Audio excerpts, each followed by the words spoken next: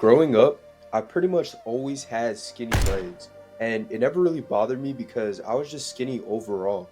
But when I started taking my training seriously for sports, I noticed my legs actually started to grow. And after I graduated, I just went all in on training in the gym, and that's when I really noticed that my legs started to get strong, Wow. muscular, and powerful as fuck. And I never wanted these tree trunk legs that you might see on these dudes that just lift heavy weight all day. My body frame is meant to be leaner, quicker, and more agile, as well as being strong, over just having some tree trunk legs that can't do anything but lift weight. So, the training I do now for my legs is not only to build muscle and get them stronger, but to actually make them more powerful and functional as well as an athlete, which you'll see today in this workout. My name is Alan, and I'm a nationally certified trainer, online fitness coach, athlete, and a dude who just loves pushing himself to be the best he can be physically and mentally.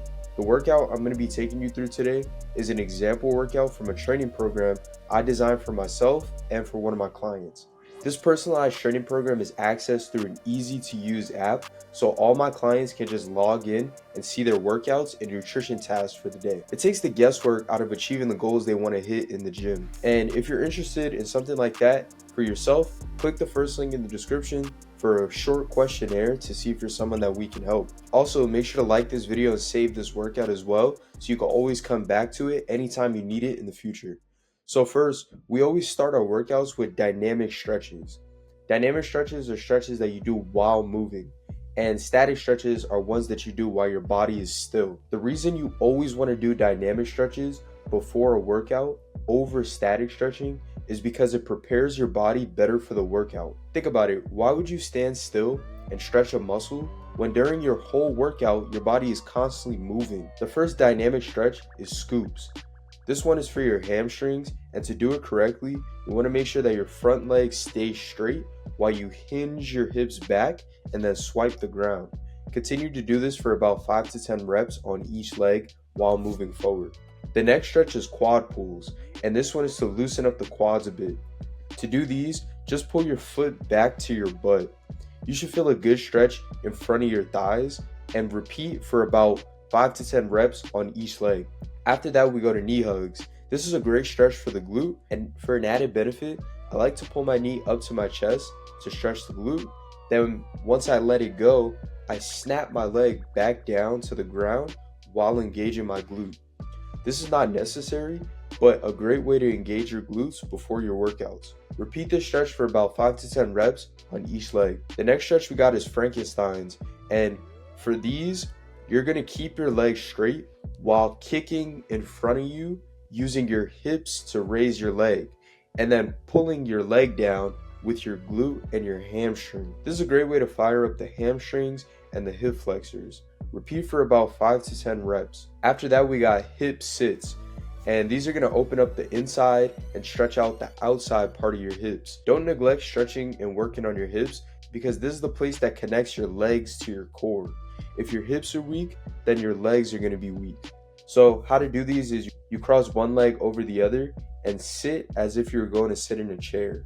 You should feel a stretch in the outer part of your hip, and repeat that for 5 to 10 reps on each leg. The last stretch we have is side lunges.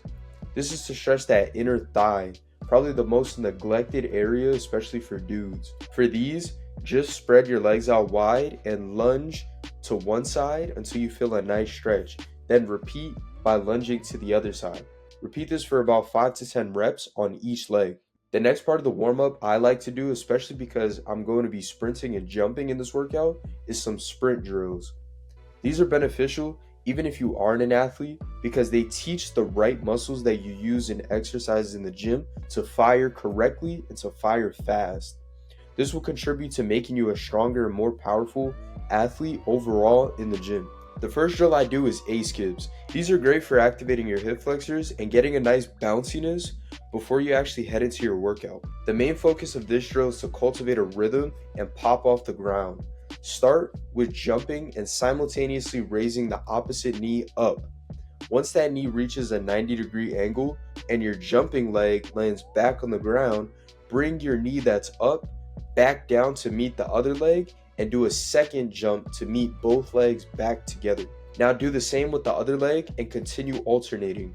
Repeat this for about 5 to 10 reps each leg. The next drill is B skips, and these are very similar to A skips, but they help you activate your glutes and hamstrings a bit more, similar to how sprinting would activate those muscles. For B skips, you repeat the same motion and rhythm as the A skip, except the only difference is when my knee is up in that 90-degree angle, instead of bringing it straight back down to meet the other leg, I kick the bottom part of my leg out slightly right before bringing it down, and then focus on snapping my leg down in a short cycle motion rather than just pushing straight down like the A skip. These drills will be challenging for beginners, but do the best you can and you will improve over time with practice. Repeat these for about 5 to 10 reps on each leg. The last warm-up drill we're doing in this is high knees, and these are just to get your legs fired up and popping off the ground quick so you can have more power in your workouts. For these, you can think of it as running in place, except now you're bringing your knees higher and moving forward while running in place.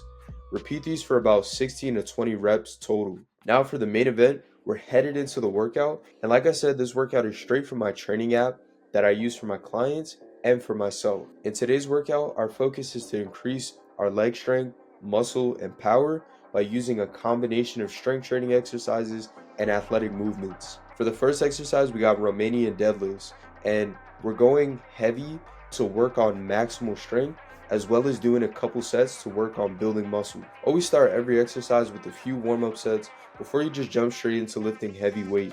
To ensure your form is correct on RDLs, you want to make sure that you're sliding the bar down and up your legs while hinging your hips backwards. This is not a squat. I repeat, this is not a squat. This is a hip hinge movement, which means that anything below your hips should not be moving. I started with 2 warm-up sets for about 6 to 8 reps, then immediately got into some heavier weight. For this workout, I did 3 working sets, increasing the weight each set. The first 2 sets were in the muscle building rep range for about 6 to 8 reps with challenging weight. And then the last set I did was in the max strength rep range for about 2 to 5 reps with super heavy weight. Always make sure to keep your core engaged throughout your lift to ensure you're working the proper muscles and not putting stress on your lower back. If you're feeling the exercise too much in your lower back and not in the glutes and the hamstrings, you need to first of all lower the weight and focus on hinging the hips back and forth in a straight line while sliding the bar up and down in a straight line. Also, keep your core engaged. This is very important because if your core is not engaged, it's going to work the wrong muscles. The main focus for all these lifts is training at a high intensity by either adding more weight, which will develop your overall strength, or adding more reps, which will build your overall muscle. The next exercise I did was hamstring curls, and the main focus here was building muscle and hypertrophy. I did 3 sets of something I like to call the reverse drop set. So basically, you start with a weight that's challenging for a single leg, and then you do 6 to 10 reps on each leg at that weight. Then, in the same set, after you hit both single legs, you up the weight to something that's challenging for both legs, and then you hit 6 to 10 reps at that weight that's challenging for both legs. This one's a killer, and training with this type of intensity is why you don't need anything special to get strong as fuck and build muscle. The basics plus intensity equals you becoming a freak athlete. For the next exercise, we did some Bulgarian split squats. These are to strengthen your glutes. However, I didn't do the typical Bulgarian split squats where you hold 2 dumbbells out at your sides. I created a variation to challenge my core by moving the weight to the front of my body, similar to a goblet squat or a front squat. I call these front split squats. This exercise was also for building muscle, with the target area for muscle building being the glutes. For these, I did about 8 to 10 reps on each leg with a very heavy dumbbell.